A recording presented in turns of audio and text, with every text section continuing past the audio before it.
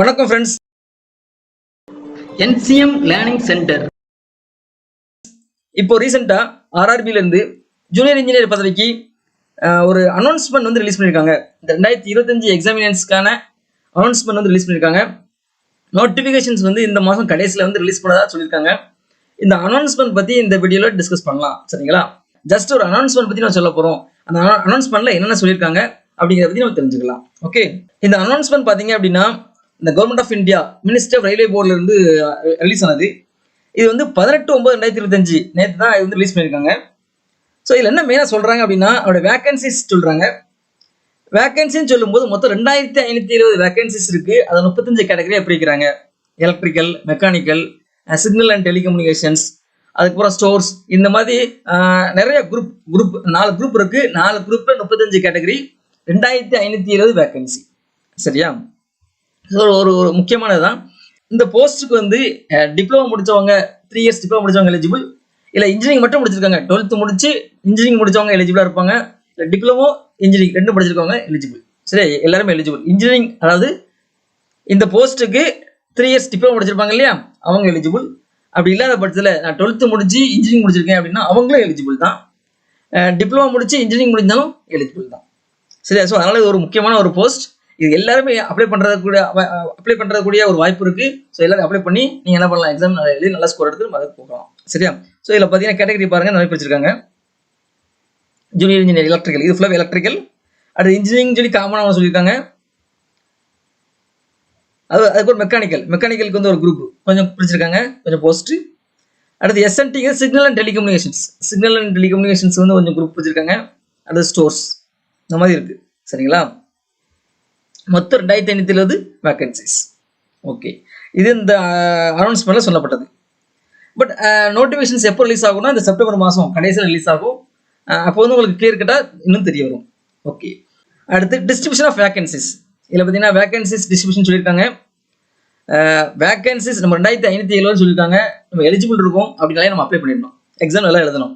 சரி, அதுக்கப்புறம் வந்து நம்மளுடைய கம்யூனிட்டிக்கு வந்து வேகன்சிஸ் இருக்கா இல்லையாங்கிறது அப்புறம் தான் நம்ம பார்க்கணும். சரி, ஜென்ரல் கேட்டகரியிலே நம்ம வந்து பாஸ் ஆகி நம்ம போகிறதுக்கான வழிகளை தான் தேடணுமே தவிர நம்ம கம்யூனிட்டி பற்றி ஒரு ஒரி பண்ணவே கூடாது. சரியா? கம்யூனிட்டி ஒரி வந்து எப்போனா எக்ஸாம் எழுதி முடிச்ச பிறகு தான் நம்ம அதை வந்து யோசிக்கணும். இப்போதைக்கு நம்ம எக்ஸாம் நல்லா மார்க் எடுக்கணும், ஜெனரல் கேட்டகரியிலே போகிறதுக்கு ஐடியாவை நம்ம எடுத்துக்கணும். ஓகேவா? சரி, இப்போ அந்த 2024 நோட்டிஃபிகேஷன்ஸ் வந்து நம்ம 2024 நோட்டிஃபிகேஷன்ஸில் என்ன மாதிரி சொல்லியிருக்காங்க அப்படிங்கிறத நம்ம சொன்னோம்னா உங்களுக்கு ஒரு ஐடியா கிடைக்கும். சரியா?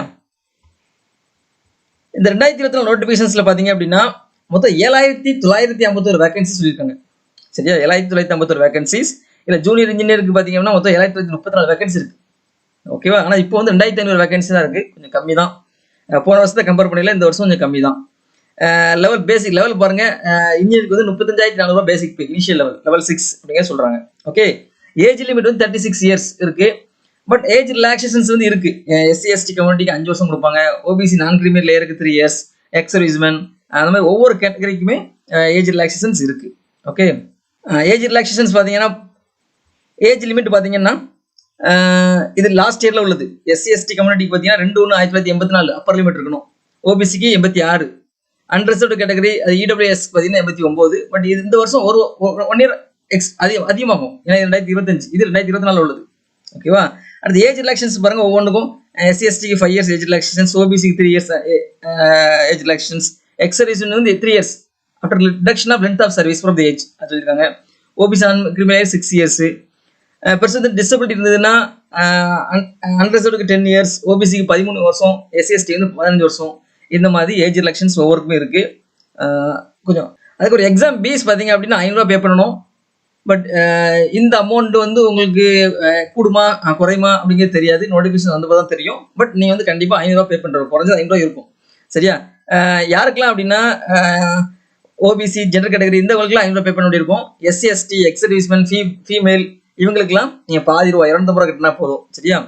இந்த எக்ஸாமினேஷன்ஸ் ஃபீ வந்து ரீஃபண்டபிள். சரியா? நீங்கள் அந்த ஸ்டேஜ் 1 எக்ஸாமினேஷன்ஸ் நீங்கள் எழுதிட்டீங்க அப்படின்னா நீங்கள் எந்த அக்கௌண்ட்டில் நீங்கள் பே பண்ணீங்களோ அந்த அக்கௌண்ட்டுக்கு அமௌண்ட் ரீஃபண்ட் ஆகிடும். சரியா? நீங்கள் அட்டன் பண்ணாமல் இருந்தீங்கன்னா அமௌண்ட் ரீஃபண்ட் ஆகாது. ஸ்டேஜ் 1 எக்ஸாமினேஷன்ஸ் நீங்கள் எழுதிட்டீங்கன்னா இந்த அமௌண்ட் வந்து ரீஃபண்ட் ஆகிடும். ஸோ அதனால் ஒரு ப்ராப்ளம் இல்லை. அது எக்ஸாம் பேட்டர்ன் எப்படி இருக்கும் அப்படின்னா ஸ்டேஜ் 1 கம்ப்யூட்டர் பேஸ்ட் டெஸ்ட், CBTங்கிறது கம்ப்யூட்டர் பேஸ்ட் டெஸ்ட். ஸ்டேஜ் 1 எப்படி இருக்கும்னா மொத்தம் 90 நிமிஷம் டூரேஷன்ஸ் இருக்கும். கொஷின்ஸ் வந்து 100 கொஷின்ஸ் இருக்கும்.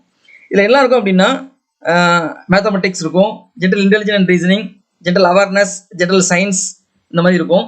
மேத்தமெட்டிக்ஸ் பார்த்தீங்கன்னா 30 questions 30 mark. General intelligence and reasoning வந்து 25 கொஸ்டின்ஸ் 25 மார்க். ஒவ்வொரு கொஸ்டின்ஸும் ஒவ்வொரு மார்க். ஜென்ரல் அவேர்னஸ்க்கு 15, ஜென்ரல் சயின்ஸுக்கு 30. மொத்தம் 100 கொஸ்டின்ஸ் 100 மார்க்கு. 90 நிமிஷம் தான் டைம், 1.5 மணி நேரம் தான் டைம். சரியா? ஸோ இந்த டெஸ்ட்டில் நீங்கள் பாஸ் ஆனீங்க அப்படின்னா, ஷார்ட்லிஸ்ட் ஆனால் மட்டும்தான் நம்ம ஸ்டேஜ் 2க்கு வந்து போக முடியும். ஸ்டேஜ் 2க்கு வந்து ஃபஸ்ட்டு 1ல் பாஸ் ஆகி அதை ஸ்க்ரீனிங் பண்ணுவாங்க. ஸ்க்ரீனிங் பண்ணால் தான் நம்ம ஸ்டேஜ் 2 எக்ஸாமுக்கு எழுத போக முடியும். எல்லாருமே எழுத போக முடியாது. சரியா? ஒரு லிமிட் வச்சுருப்பாங்க, இவ்வளோ தான் அப்படின்னு வச்சுருப்பாங்க. அந்த வேகன்சியை பொறுத்து வச்சுருப்பாங்க. அதை கட் ஆஃப் தாண்டவங்க மட்டும்தான் ஸ்டேஜ் 2 எக்ஸாமினேஷன்ஸுக்கு போக முடியும். சரியா? இதில் பார்த்தீங்கன்னா ஸ்டேஜ் 2 எக்ஸாமினேஷன்ஸ்க்கு பார்த்தீங்கன்னா 120 நிமிஷம். சரியா? 120 நிமிஷம் இருக்கும். 2 மணி நேரம் எக்ஸாமினேஷன்ஸ் இருக்குது. மொத்த கொஸ்டின்ஸ் 150 கொஸ்டின்ஸ். இதில் எல்லாம் வரும், சிலபஸ் என்னெல்லாம் வரும் அப்படின்னு பார்த்தீங்க அப்படின்னா, ஜென்ரல் அவேர்னஸ்லேருந்து ஒரு 15 கொஸ்டின்ஸ். மெயினாக இந்த பேப்பர் ஸ்டேஜ் 2ல் வந்து அதிக இம்பார்ட்டன்ஸ் வந்து இந்த டெக்னிக்கல் பேப்பர் தான். எலக்ட்ரிக்கல், மெக்கானிக்கல் அந்த மாதிரி. ஸோ அவங்களுக்கு வந்து 100 கொஸ்டின், அந்த கோர் ஓரியன்ட் கொஸ்டின்ஸ் வந்து 100 கொஸ்டின்ஸ் இருக்கும். மொத்தம் 150ல் வந்து 100 கொஸ்டின்ஸ் வந்து அந்த core orient questions. Electrical, mechanical, communications அந்த மாதிரி அவங்களுக்கு போயிடும். மீதி 50 மார்க் தான் அந்த மாதிரி ஸ்பிட் அப். ஜென்ரல் அவேர்னஸ் ஒரு 15 கொஸ்டின்ஸ், ஃபிசிக்ஸ் கெமிஸ்ட்ரி வந்து ஒரு 15 questions, basis of computer applications ஒரு 10 கொஸ்டின்ஸ், அடுத்து basis of environment and pollution control சொல்லி ஒரு 10 கொஸ்டின்ஸ். சரியா? ஸோ மொத்தம் 150 கொஸ்டின்ஸ், 150 மார்க்கு, 2 மணி டைம் இருக்கும். சரி, இதுக்கு நீங்கள் ஃபஸ்ட்டு இம்பார்ட்டன்ஸ் கொடுக்க வேண்டியது இந்த டெக்னிக்கல் பேப்பருக்கு தான் ஃபஸ்ட்டு இம்பார்ட்டன்ஸ் கொடுக்கணும். அதுக்கப்புறம் வந்து நீங்கள் என்ன பண்ணிக்கலாம், ஜென்ரல் அவேர்னஸ் வந்து நீங்கள் கடைசியாக வச்சுக்கணும். ஏன்னா கொஸ்டின்ஸ் எப்படி இருக்குன்னு உங்களுக்கு தெரியாது. ஃபிசிக்ஸ் கெமிஸ்ட்ரி படிக்கலாம், கம்ப்யூட்டர் அப்ளிகேஷன்ஸ், இந்த பொல்யூஷன் கண்ட்ரோல் இதெல்லாம் நீங்கள் கொஞ்சம் இம்பார்ட்டன்ஸ் கொடுக்கலாம். கடைசியாக ஜென்ரல் அவேர்னஸ்க்கு கடைசியாக இம்பார்ட்டன்ஸ் நம்ம கொடுத்துக்கலாம். ஓகேவா? அடுத்து குவாலிஃபிகேஷன்ஸ் பார்த்தீங்கன்னா தெளிவாக சொல்லியிருக்காங்க. 3 years டிப்ளமோ இன் இன்ஜினியரிங் ஆர்னு சொல்லியிருக்காங்க. Bachelor degree in engineering. நீங்கள் டிப்ளமோ முடிச்சிருக்கலாம், அப்படி இல்லாத பட்சத்தில் இன்ஜினியரிங் முடிச்சிருக்கலாம். அவங்க வந்து இந்த போஸ்ட்டுக்கு வந்து எலிஜிபிள். சரியா? சிலவங்களுக்கு டவுட் வரும், என்னன்னா இன்ஜினியரிங் நான் இன்ஜினியரிங் மட்டும் தான் முடிச்சிருக்கேன், 12th முடிச்சுட்டு இன்ஜினியரிங் மட்டும் தான் முடிச்சிருக்கேன், இன்னும் டிப்ளமோ போகல, அவ இதுக்கு எலிஜிபிள் தான். சரி, 12th முடிச்சு நீங்கள் இன்ஜினியரிங் முடிச்சாலும் எலிஜிபிள், இல்லை 10th முடிச்சு டிப்ளமோ முடிச்சாலும் உங்களுக்கு எலிஜிபிள், 12th முடிச்சு டிப்ளமோ முடிச்சாலும் எலிஜிபிள், இல்லை டிப்ளமோ முடிச்சு இன்ஜினியரிங் முடிச்சாலும் எலிஜிபிள் தான். சரியா? ஸோ நம்ம இப்போ இந்த அனௌன்ஸ்மெண்ட் பற்றி எதுக்கு சொல்கிறோம் அப்படின்னா, நம்ம என்சிஎல் சென்டர் ஃபாலோவர்ஸ் இருப்பாங்க, அவங்க வந்து ப்ரிப்பேர் பண்ணிட்டே இருக்காங்க, எப்படியாவது நம்ம இன்ஜினியரிங் ரிலேட்டடாக பேர்லாம் நினைக்கிறாங்க. அவங்களுக்கு ஒரு நல்ல ஆப்பர்ச்சுனிட்டிஸ். சரியா? அவங்க வந்து இந்த செப்டம்பர் மாதம் நோட்டிஃபிகேஷன் ரிலீஸ் பண்ண பிறகு நான் உங்களுக்கு சொல்கிறேன், நீங்கள் மைண்டில் ஏற்றிக்கோங்க. இந்த மாதமும் ஒரு நோட்டிஃபிகேஷன் ரிலீஸ் ஆக போது நம்ம வந்து அப்ளை பண்ணணும் அப்படிங்கிறத மைண்டில் நீங்கள் ஏற்றிக்கோங்க. அமௌண்ட் 500 ரூபா நீங்கள் ரெடியாக வச்சுக்கோங்க, அப்ளை பண்ணுங்கள். நம்ம என்சிஎல் சென்டரில் முடிஞ்ச அளவு அவங்க சப்போர்ட் பண்ணி மெட்டீரியல்ஸ், ஏதாவது நோட்ஸ் ஏதாவது கொடுப்போம். நீங்கள் அதை ப்ரிப்பேர் பண்ணி எக்ஸாமினேஷன்ஸில் எழுதுங்க, நல்லா ஸ்கோர் எடுங்க, வேலைக்கு போயிடலாம். ஓகேங்களா? இந்த அனௌன்ஸ்மெண்ட் பிடிஎஃப் லிங்க் வந்து இந்த வீடியோடைய டிஸ்கிரிப்ஷன் பாக்ஸில் கொடுக்குறேன். நீங்கள் அதை ஓப்பன் பண்ணி உங்களுக்கு வேணும்னா அதை நீங்கள் ஒரு தடவை கோத்ரூ பண்ணி பார்த்துக்கோங்க. சரிங்களா? Okay, good, thank you. Thanks for watching. Click the subscribe button and click the bell icon for notification. Like, comment and share.